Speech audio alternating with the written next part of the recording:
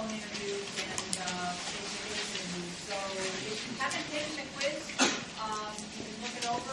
You can take it on your own time. But at the end of this presentation, you can generate some questions that you might have from taking the quiz, or any questions that you might have about certain subjects that we're on, which we will be thinking about as well.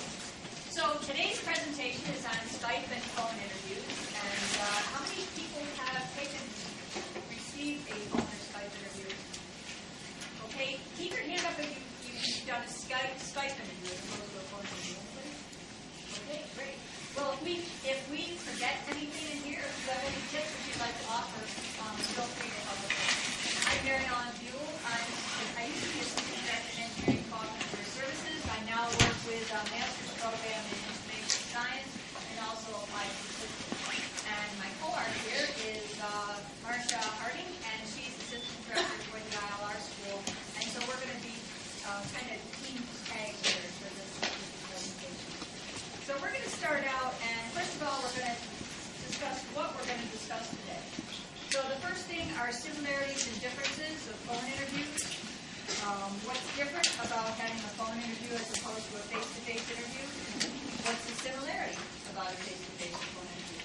The second thing are 3 types of phone interviews. The third thing is universal functional skills. So we're going to get into a little bit of just basic interviewing, so what are things that employers look for, and also common questions that might be asked in a phone interview. This workshop, by the way, I should have said in the beginning, is really not about an interview per se. It's more so what phone and Skype and how it's different than face-to-face interviews. So we would recommend that if you need more interviewing tips to be able to go to one of these interviewing sessions, that is probably in the brochure, the spring workshops that you also can pick up on your way. In your career office, most likely also offers mock interviews, which we highly recommend when you can do basic tips and practice and find out what you're doing well and what you'd like to do with it.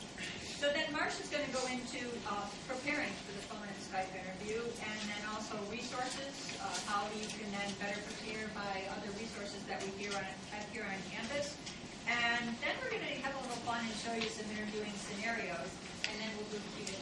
So any of your questions. Okay? All right, so let's get going. So these are some of the differences that you might have between a phone interview and an in-person Skype interview.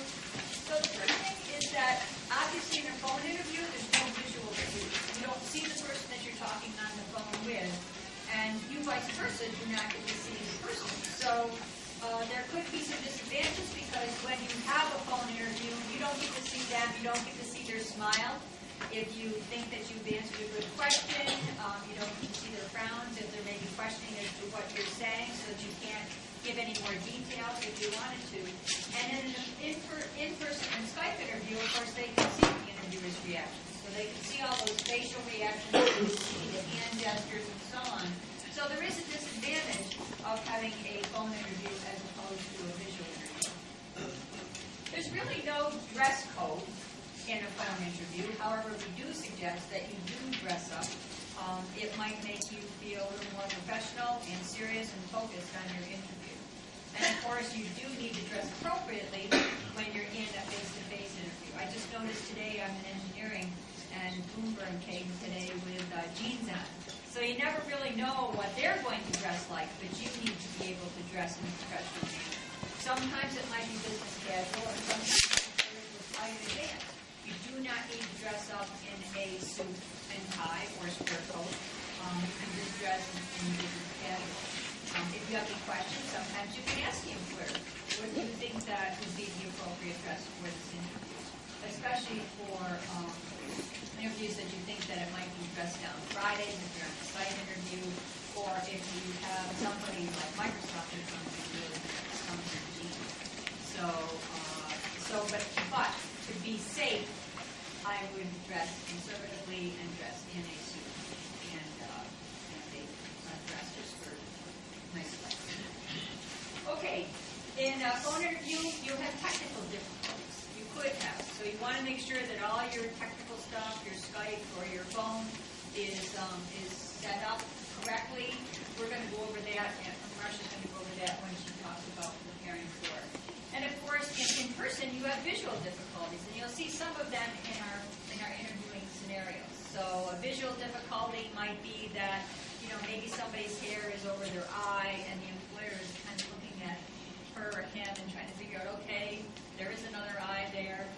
sometimes you dressed hurriedly and you might have forgotten to button a button so that you have that cue. So you have to make sure that you have those visual things in a face-to-face interview all set. In a phone interview, language is key, and both. Communication, of course, is key for both interviews, in person and for a Skype and a phone interview. But when you have a phone interview, that's the only thing that an employer has to go by, is your voice. So if you're talking too slowly, if you're talking too quickly, if you're talking too softly, and they can't hear you, this might be a problem for your interview. So you really do need to pay attention to your language. If you're not a native speaker, you need to practice over and over again in English. And you also should probably talk a little bit slower than what you're used to, so that they can understand. In a phone interview, you do have the ability to take notes, because nobody sees you taking the notes. Whereas in face-to-face, it probably would not be a good idea to take notes unless you first clear it with the interviewer and ask them if it's okay for you to be able to take notes.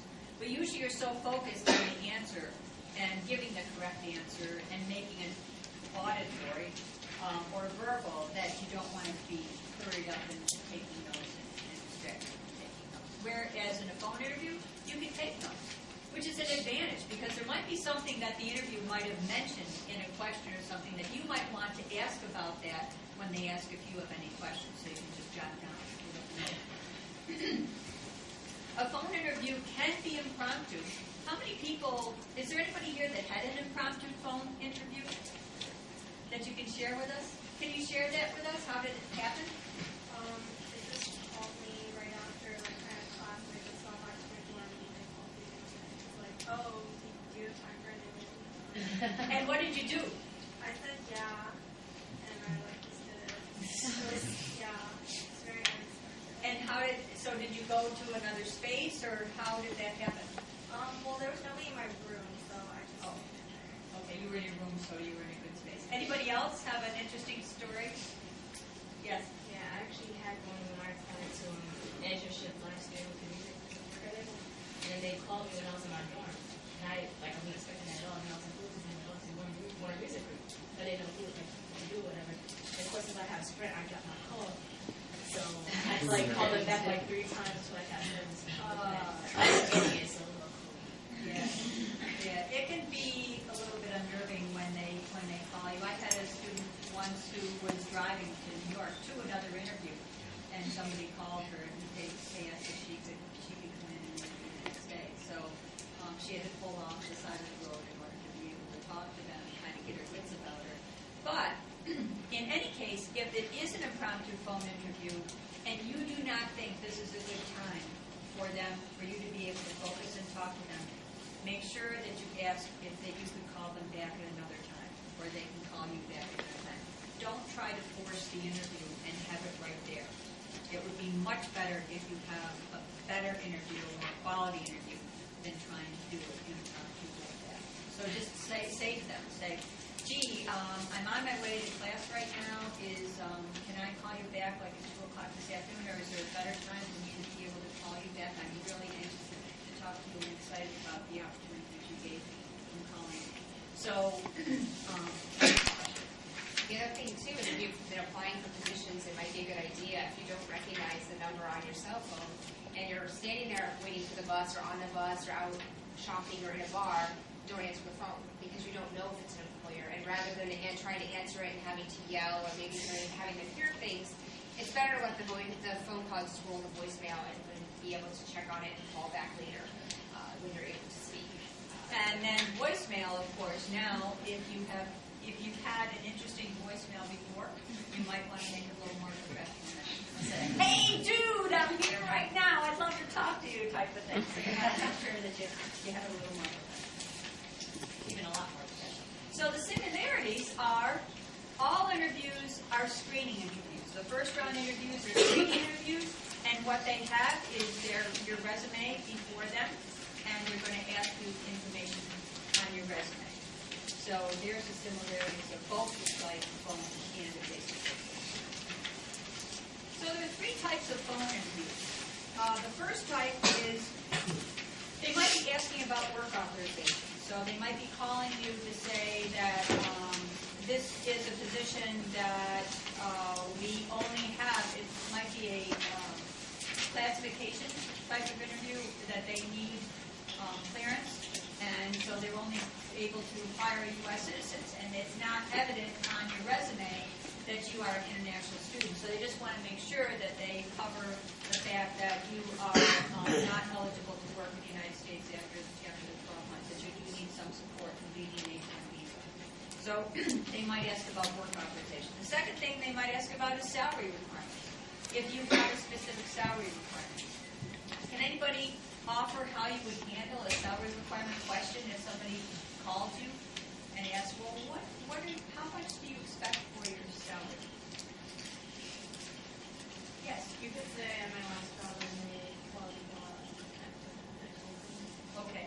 She suggested your last job you made such and such. That's probably if you had a full-time position, not equating it to an internship. But if you did have a full-time position, you could say that, at your last job. Any other thoughts? Suggestions? Yes. Maybe depending on what your program is, like usual, at the average salary for the graduating classes, you can kind of say that. Or Yeah, that's right. We have a post-grad survey here, so that hopefully when you graduate, we'll all fill it out, because we use that salary survey for questions like that. So you can say, well, according to my class last year, the average salary was X, or you can give them a range. It was between $65,000, $70,000, or $35,000, $40,000, whatever the range was, so you can give them a range. Another way to handle it is you can say, well, according to your job description, it was an entry-level position, so I'm assuming that I would get that entry-level salary. Could you tell me what that entry-level salary is? So that you can throw the question back to their court, and then they can ask that and say, oh yeah, that sounds about right what I'm looking for. Yes, sir. So I've been asked, I'm just saying about this, I've been asked this even before in the interview, like on an active application, that's kind of like what's that, and for instance, opportunities like nonprofits, I'm a little bit hesitant to put the average of what people are making compared to my peers if they're going to the private sector, especially by my peers making $100,000 a year, because I know that's, I will not be making that. Right. But do you think there's a disadvantage, do you think that's a disadvantage to say how much the average of my peers would make? Do you think that'll make them not want to hire me, or do you think it's just fair to say that? That's a really good point, because if you're into two different sectors, you're looking at nonprofit, or they might be a nonprofit, and you might be giving them the average salary for the private. So you need to probably then dip it down a little bit for a nonprofit, or figure out what the nonprofit is. And you can figure those salaries out by looking, there's salary.com, and there's a lot of different, Vault, I think, has the salary. So there's a lot of different resources that you can find nonprofit jobs that equate to that particular title, even, that you're looking for. And I should go for that. Like, we should go for the average, and you shouldn't, Shouldn't you range. go for, I you should go for, hires And they're not going to, they have a salary, they know what their starting salary is. So what they want to know, though, is are you going, if you're applying for a nonprofit, and you're expecting the private salary, then they're thinking, well, there's no way that we can compete with that. She might not be interested in that position. And that's why they're calling you to inquire about that. Well, do you have any salary requirements or restrictions that we need to know about if we're going to be pursuing you or going on to a second one?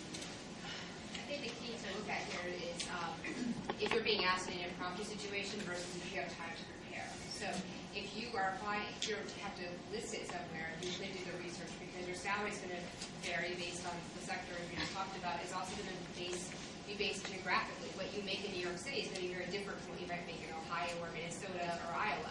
And so you need to be able to adjust for that. And if you take a call and you haven't really thought about that or considered that, you don't want to lock yourself into anything either by saying something too low and they'll be like, ooh, great, we could save money hiring this student, versus locking yourself out by saying too much. And so as Mary Ellen said, throwing it back at them to say, it's an entry level, what is your usual range? Or you can say, well, I would hope to be paid about the same, on par with my peers who are equally qualified, or something along those lines. So you're not saying that you expect a certain salary, but you're, that you're kind of giving yourself some time to do that research and to think about that later. Yeah, so don't feel locked in to give that figure right now. You don't necessarily have to give that And I can say I'll get back to you on that. Gee, really thought about that in terms of your position. Yeah. If you're interviewing for an internship, a paid internship, like how do you feel about this whole question? Or would they even ask the question? They could ask the question, but you also can find out salaries for internships as well. There's different resources and websites that you can find out internships. And usually it's probably an hourly fee, so you just have to work that out over like a 10-week period or whatever time, whatever length of internship is. Okay. They might want to just ask about your interest a little bit. Are you interested in this position? And they might have seen your resume on CCNet, and it's something that you haven't submitted your resume to, but if you say that you will be able to have employers be able to go in and take a look at your resume, they might think it's very interesting and then call you up and say, gee, are you interested in this position? And also availability. They want to ask, when are you available? When are you available? Some of the websites that have listed the jobs, they might need somebody in 3 weeks' time. So, and even though it's an entry level, they're looking to have somebody start soon, and maybe even sooner than graduation. So they want to ask you about your availability. Are you available? Any questions about those? Okay. The second thing is our conventional interviews, and these are behavioral, technical, and case study. Technical, of course, is they might ask you a math problem, they might ask you to code something, they might ask you a little brain teaser and whatever. Behavioral interview, of course, is they're going to say, can you tell me about a time, and you need to give an example of the situation that you've been in. And the third is a case study that they have, maybe what they want to do is they want to set up a plant in Minneapolis, and their base plant is in New York, and they want to know if they think that it's going to be profitable for them to be able to build this plant in Minneapolis. So you have to go through a lot of different questions and answers, and figuring things out, who the competitors and so on, to be able to figure out that case study interview. And we have workshops on case study interviews here. So how many people have had case study interviews? Okay. If you're looking to go into a consulting firm, they probably will give you a case study interview. And but again, you can go to any interviewing workshop and they'll tell you more about those particular type of interviews. Okay, the third thing is informational interviews. These are interviews that you're not looking for a job, you're looking for information. So you might want to call somebody else up, an alumnus, a friend of a friend, to be able to ask them what their particular job is like, what they do day in and day out. And then this might lead to a job interview, but it's more so that you're just talking on the phone for information about a particular job, about a particular industry, about what they do day in and day out. Okay, so the next thing is universal functional skills. This is really getting into interviewing, and I've been to any interviewing workshops before. Here's a list of the universal functional skills that an employer is looking for. They're looking for creativity, initiative, when you can come up with an idea, leadership, your organization skills, your communication skills, if you work effectively with others, and you're thinking of problem solving, and what your assessment is of yourself. How aware is it of your abilities? Does anybody know what the number one functional skill is here?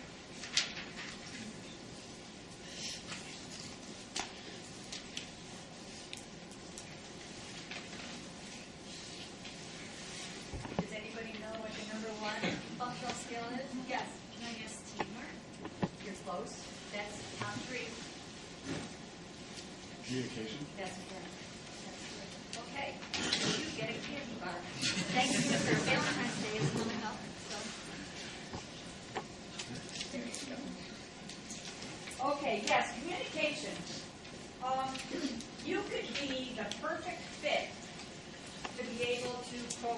job or be able to be a leader in a position, and to be able to problem solve, to think about problem solving, or to be in a team.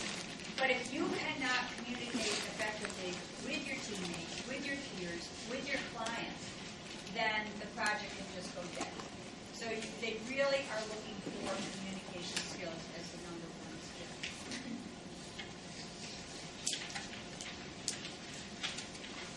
Okay, these are some common interview questions. These are pretty basic questions. So when they call you up on the phone, they want to know, tell me a little bit about yourself. So you really have to know yourself pretty well. You need to know everything that's on your resume because that's the thing that's the document that they're going to go from. And they're going to ask you questions about your resume. So if they ask you a question about your resume, tell me about your last internship and say, I helped out a lot, and I assisted my supervisor, and pretty general statements like that. It's really not telling them about the skills that you have developed or little accomplishments that you have made. So there's that communication thing that you want to be able to tell them. Also, they want to know why you're interested in the job. Why did you submit your resume to us? What in particular are you interested about this job? Why did you choose Cornell or a specific college? What is your favorite, least favorite class and why? What's your biggest accomplishment? This one is kind of difficult because sometimes it can hang people up and say, I didn't make any accomplishments. I really didn't feel like I made any accomplishments. But just think of the little things that you have done. Maybe what you did is in an intern, you sorted out their filing cabinet, that it made it so easy for your supervisor to go in and find documents. That's an accomplishment. So even little things that you don't think are big things are accomplishments, and you need to shape them. What is your biggest strength, weakness?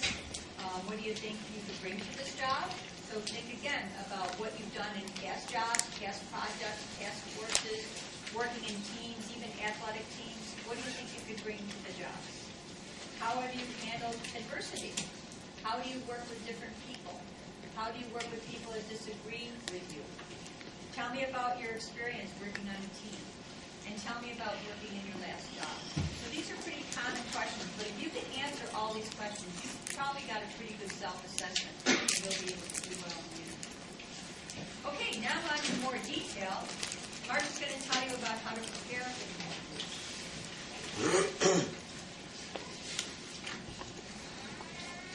Any questions so far?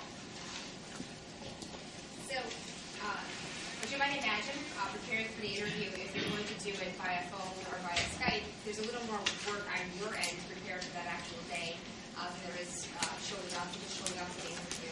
Even though there's a lot of work to do for that as well, but there's some additional work on your end for the Skype interview. So, the first thing is your interview space, which will vary a little bit depending on whether it's a phone or Skype interview, but in either situation, you need to make sure that you have a good space to have your phone or Skype interview. You want to make sure that it's quiet. You want to make sure that your phone or your computer or the internet access is good, that you'll be able to stay connected and not drop calls or be interfered with in other ways. You can, the benefit, one of the benefits, of course, with phone and Skype interviews is that you are able to keep your resume in clear view, whereas in an in-person interview, you're not going to have your resume sitting in front of you. They say walk you through your resume. They might, for example, hand it to you and let you look at it, but in many cases they will not. They expect you to know your resume backwards and forwards. And so the benefit, again, of a phone or Skype interview is you can have that sort of taped onto your desk or wall and glance at it if you need to. You can also have the employer's website open, especially if you're doing a phone interview. They won't see it, but you might have it open in case you need to refer to something or forgot something that you wanted to share. You can easily look at that, whereas, again, in person you're not going to do that. With any interview, you want to prepare by thinking about the list of accomplishments or skills that you want them to know about you, maybe 4 or 5 things before the end of the interview. In person, you can't really whip out that list and say, oh, did I cover all the items I hope to get across? But in a phone or a Skype interview, you can have that sitting on the desk beside you or taped to the wall. You You can also have pen and paper handy for note taking, and certainly the phone you can take notes, as Mary Ellen discussed earlier.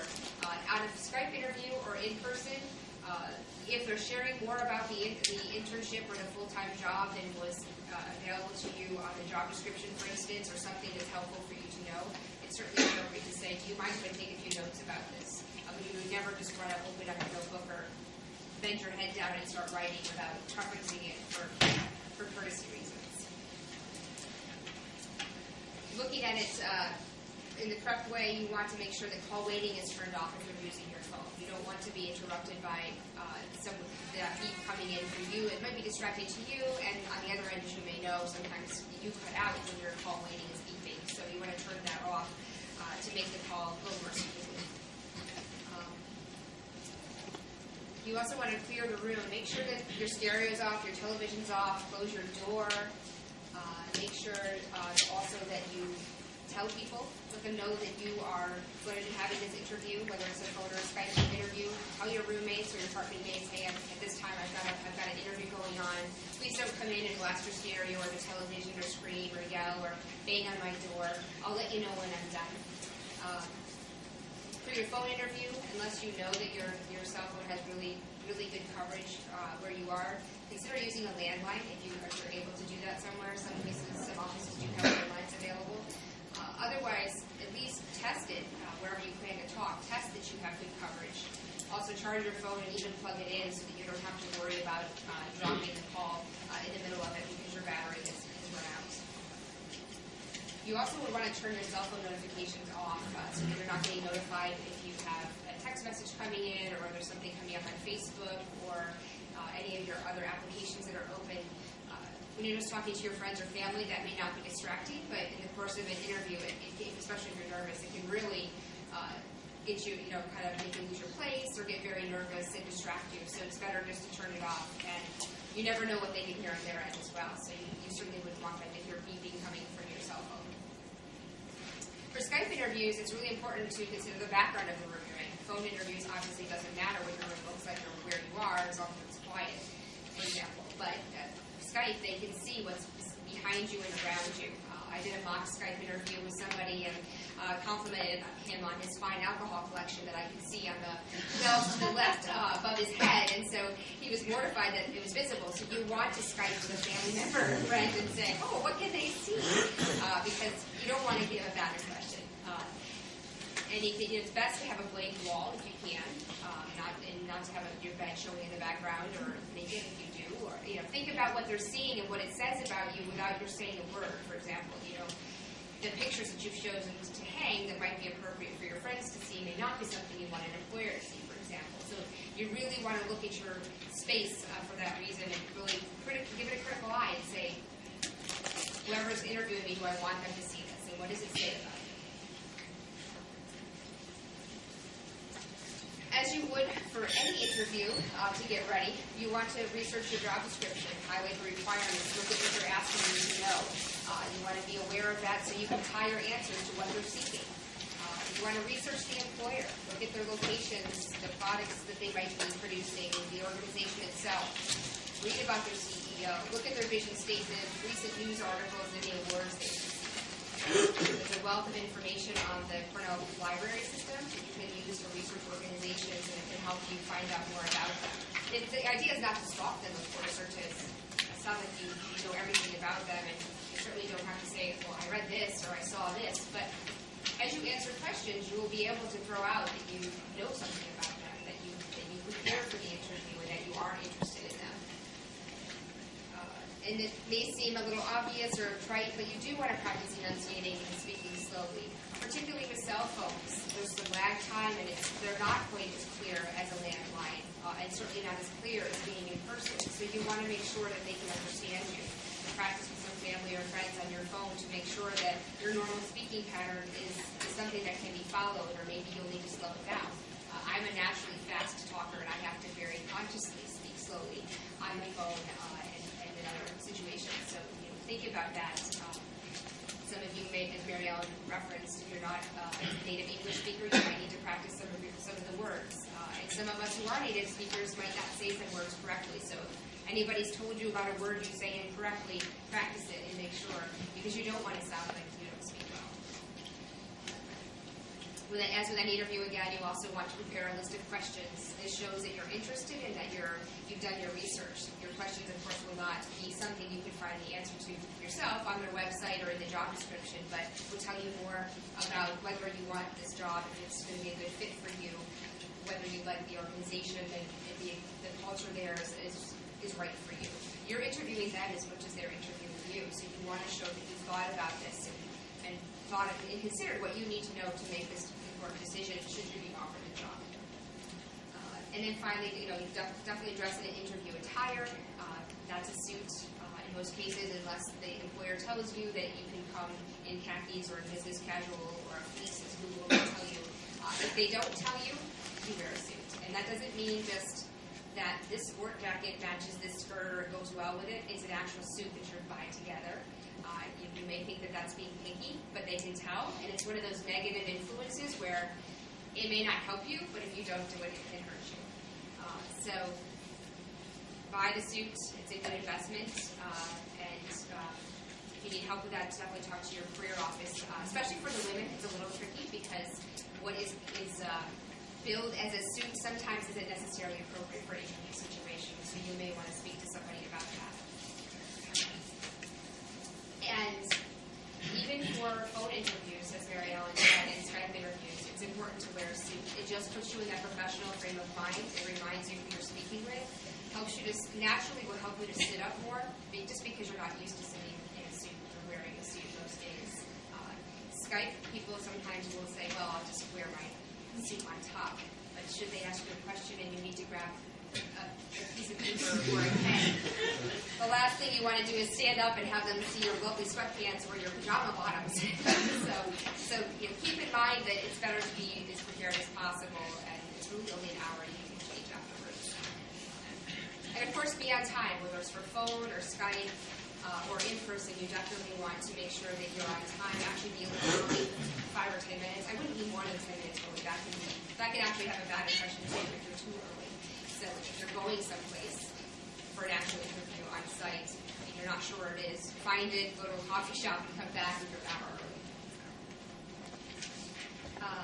During the interview, one of the benefits of phone and Skype are that you can have a glass of water nearby in case your throat gets dry or something. Obviously, you're not going to gulp your water, but in case you need it, it is there, which may not always be offered to you in an in-person interview.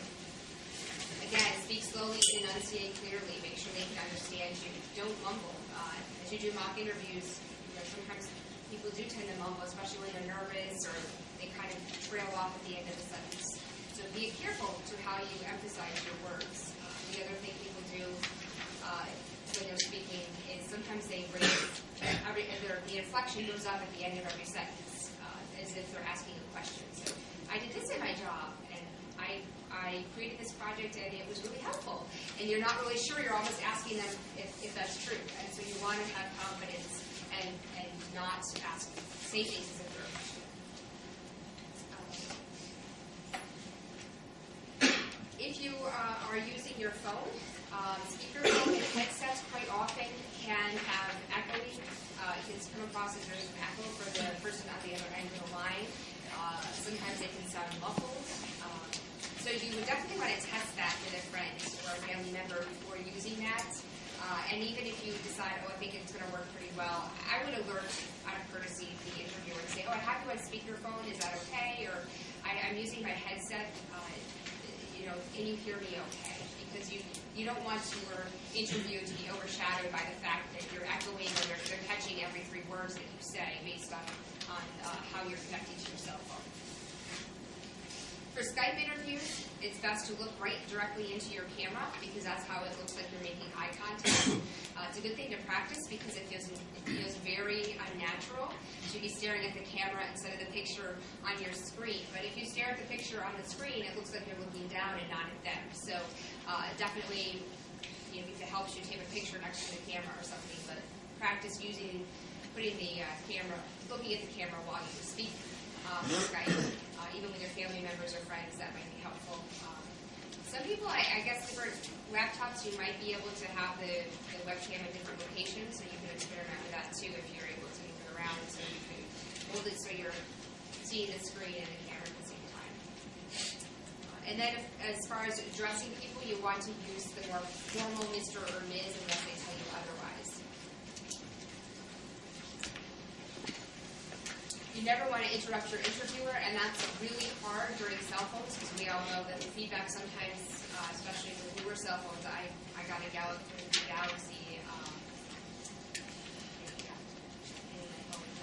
I used to have an Alias, and now I have a Galaxy S3, but it's hard. People talk over each other, I've noticed, on newer cell phone versions. There's something about the feedback where you don't always know when a person has stopped talking and you think they have, and then they're talking again. So you really want to pay attention to that and practice and get used to that so you're not interrupting the interviewer.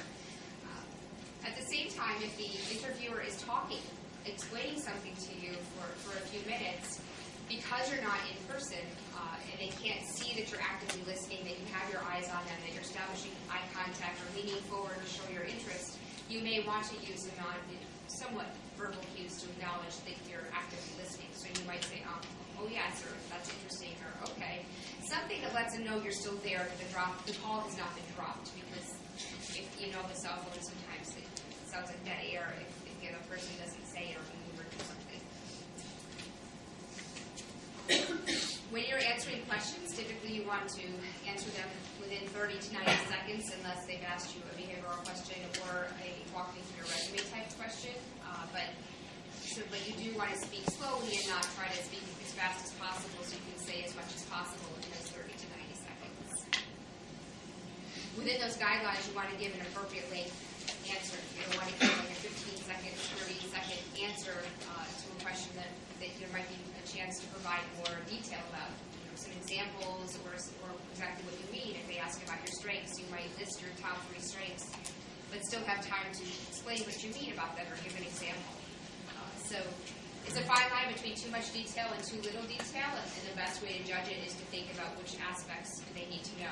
If you're giving an example of a class project, they may not need to know who your professor was, what days of the week it met, or what time, or in what classroom, but they might need to know what the class project was, what the subject matter was.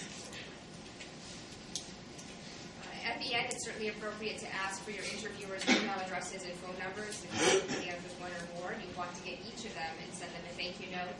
That's true for all interviews, but certainly especially true of phone and Skype interviews because in person they might have came to a business card and they certainly can't do that if you're not in person.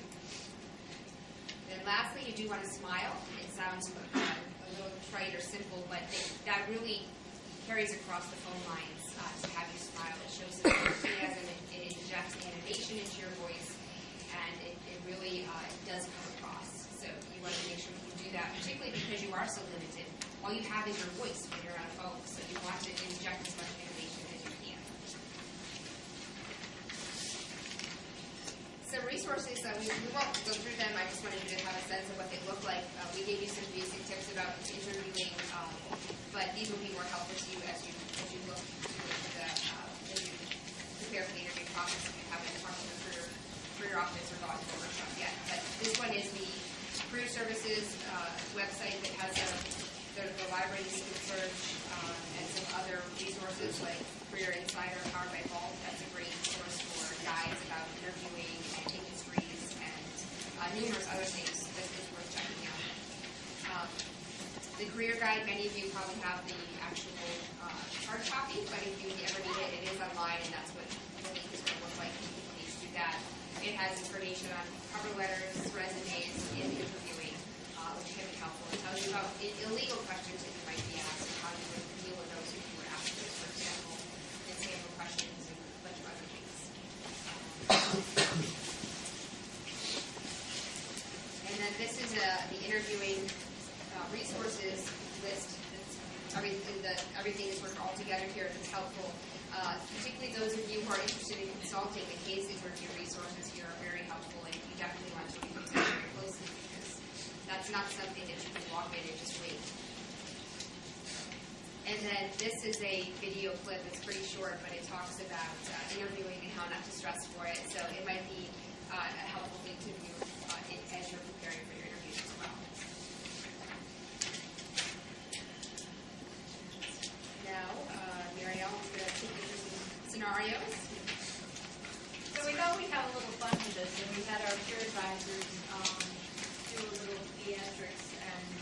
would go through some interviewing scenarios and maybe some of the things that you don't want to do when you go into a phone and Skype interview. So we're going to hopefully see. Okay, we do have this. Do you want me to read that? Yeah, I don't know how to do that. Are you not rolling through? Okay, so ready for the phone call here. Hi, Alex. This is Diane. It's really nice to speak to you today. Thanks so much for calling. Hi, Diane. Thank you so much for taking the time to speak with me today. So you think it was A or B? A. Yeah, you can tell a little bit upper voice, you know, she's more excited, she's smiling. And you can tell when somebody's smiling and somebody's not smiling. Okay, this is another one. This doesn't have any audio, but it's got visual. So obviously, what's wrong with this Skype interview? The lighting. The lighting. He's either too light or he's too dark. He's in the dark. So making sure that you check with your Skype before, do it with a friend before you do it with an employer. Okay, this one is audio and visual. Well, hi, Dan. Thank you so much for meeting me today. I'll just go ahead and start walking me through your resume. Hi, Alex. Sure, yeah. Thank you for meeting with me today also. So I can tell you about my previous experiences.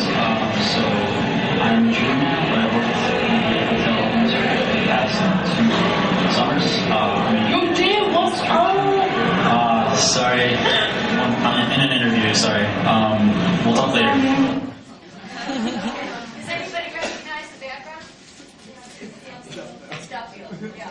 And obviously somebody walked in front of between him and his Skype that we lost all visual, and of course it's really noisy. Anything else that you noticed? Other than being too loud. Okay, so making sure obviously that you go into a quiet space when you're doing this Skype.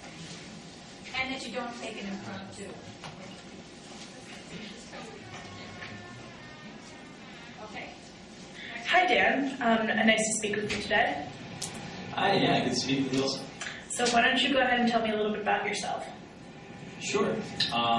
So here I am a junior at Cornell, and I am a hotel management major. And I came to Cornell because I was very interested in the hotel industry, and I wanted to learn more about it. And that's why I'm here interviewing for your position. Okay. Anything? Next one. What? It's still blacked out. It's still blacked out. Well, that's just because of the surroundings. There were some other things that he did. He says and alcohol, and that comes with interviewing practice. So practice with and practice so that they can tell you when you do and ums. Also, what I found is practicing in the mirror. So when you practice in the mirror and you're trying to go through some answers, you can catch yourself saying and um. So what I'll do is if I catch myself saying and I'll walk away, try to figure my thoughts again without that and and then go back. So that's another way. The plus side here, though, was see how quiet it was and how much easier it was going to get. You heard and understood. Yes. Actually, I think we can do the volume. See the little volume thing there? Can we pull that down? Hi, Dan. Okay. All right, the next one. Well, I was just taking a look at your resume. It looks like you have a lot of great experience and accomplishments, so why don't you go ahead and walk me a little bit through it? Oh, sure. My resume, sure. So my background to date has been centered on preparing myself to become the very best researcher that I can become. Let me tell you specifically how I prepared myself.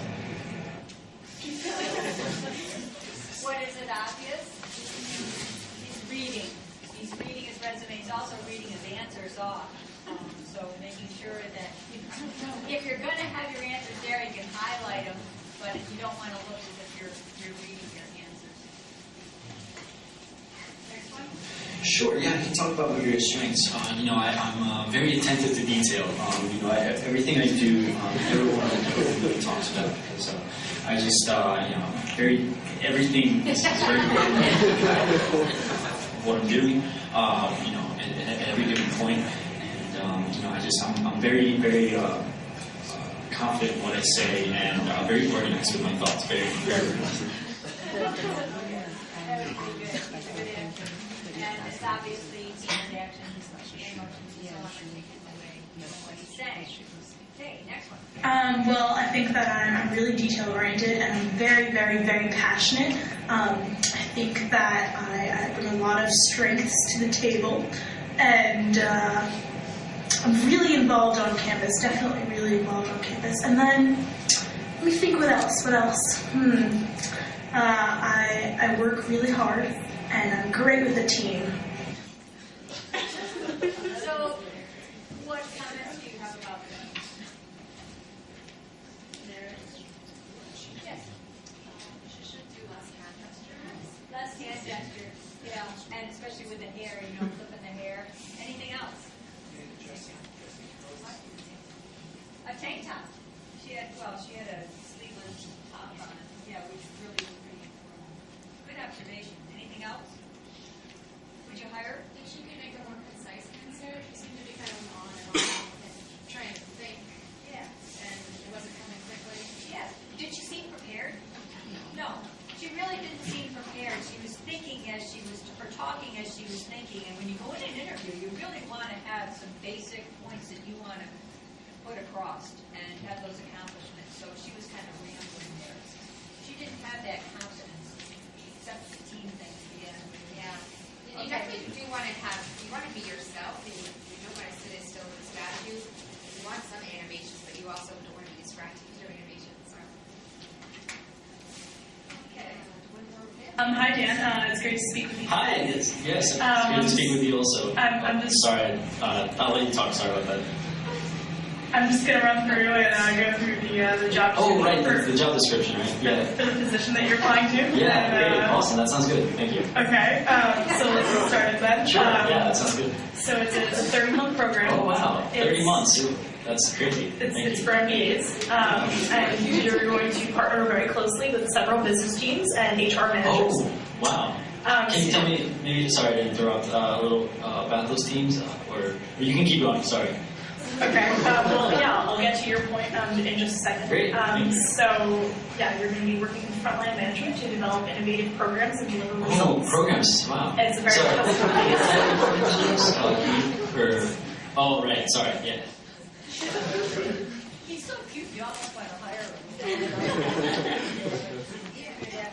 So obviously, like Marcia said, it's really hard with the cell phones too, that you can interrupt very easily. You can also, even just talking to somebody, if you have a train of thought that you can keep that train of thought, you don't want to forget about it, and sometimes it's easier to interrupt somebody to get your point across than it is to wait until they can turn the phone. That's what you can do with a little note taking. Be able to make some notes. Probably not in Skype. What other questions do you have, especially for the people here who have been on Skype and phone interviews, that something might have gone wrong and you have questions about that? Marty, too. Yes. I had a specific question about like how you can answer like you know the answer to it. Because like my last phone interview was a little more simple because like casual. Like I asked them my opinion, I asked them about things that I already figured out. The next one I had was kind of like it's like a policy type of picture. So like I feel like this place I'm entering like I'm in for, like they do a lot of different things and different types of education and all sort of stuff. So like but they asked me a specific question I actually don't know. Like, oh, how do you feel about this? Okay. You know? Okay. That happens. Unfortunately, that happens in a lot of interviews because you don't know the questions that they're going to be asking, so you don't always have the answer.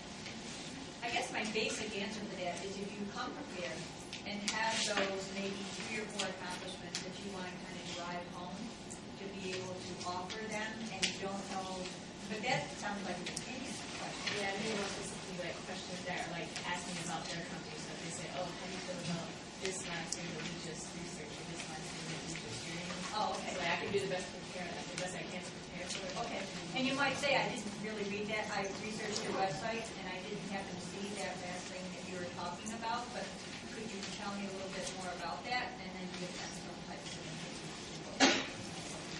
what they've done, or maybe if it's tied in with something in the accomplishment that you might have made, say, oh yeah, I was involved with a team that did a project that similar to that.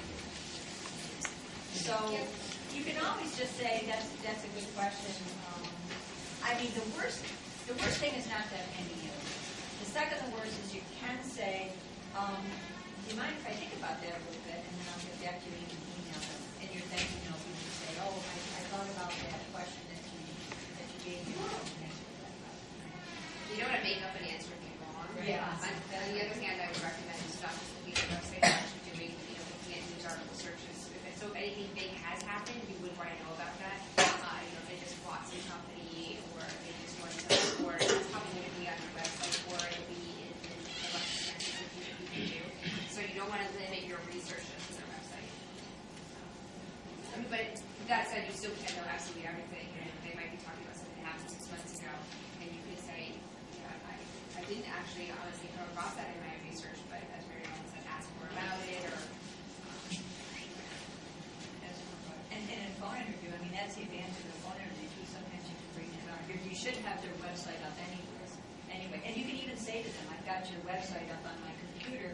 Could you tell me exactly where that was given or where that was set? What webpage? And say, and then find it. And then you can discuss it. Yes? How do you address being sick or having some sort of voice issue? What issue? Well, Oh, voice a issue. voice issue actually. Or a hearing issue like I have. Yeah. If you have a voice issue, like a stuttering problem? Or Well, no, I mean not necessarily stuttering, just being sick or being sick generally. Being sick? Yeah. Oh, that you have, I see what you're saying, like laryngitis. Make sure that you have those throat lozenges. Get some good ones, too. There are some really good ones that clear your throat at least for 10 minutes, so that, not that you want to have a throat lozenge in your mouth while you're trying to answer things, but take it right in front, right ahead of your interview, and have that glass of water ready so that you feel perfectly fine to drink in between answers. Well, you can even just. Yes. Would you suggest actually acknowledging it to them? Yes. Thank you. I was going to say that saying, I'm sorry, I really am struggling with this cold, and I just put a voice lozenge or throat lozenge to be able to talk and breathe. And if it's really bad, reschedule it. Tomorrow might be a better day for you. You wouldn't normally bring a bottle of water with you, but if you are struggling with your voice or something, you might bring one and say, I apologize for having a bottle of water, but I have a cold and sometimes I have a cough, so I have this just in case. And you can even address it right away when they go to shake your hand. If you're sick, you may not want to shake your hand. You might say, oh, sorry, I have a cold, so I won't shake your hand, but it's very nice to meet you. Sometimes hot drinks will help too. Instead of cold. Yes. What if the person who's interviewing you is difficult to understand? Yes. They're not speaking clearly, or they're not a native English speaker, and you can't understand what they're saying. What is the best way to handle that? That's really hard but they should know that they're really difficult. Well, they don't. That it's difficult to understand them, and just say, I'm having difficulty understanding you. Would you mind repeating that?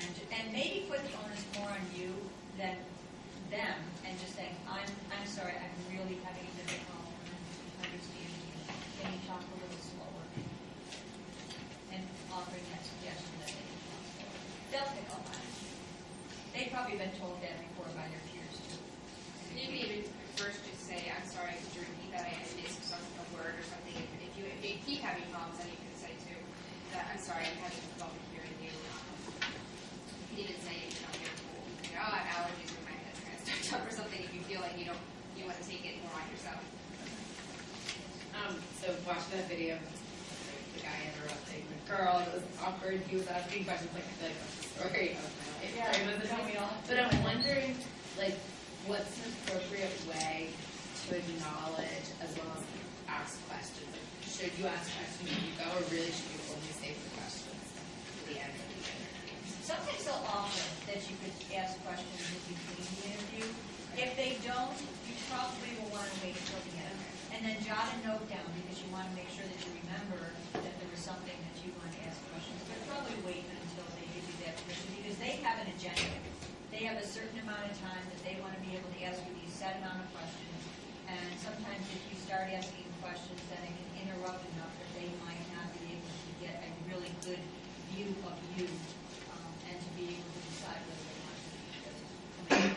Yes. What if you do have a stutter? If you do have a stutter, that's really difficult. Obviously,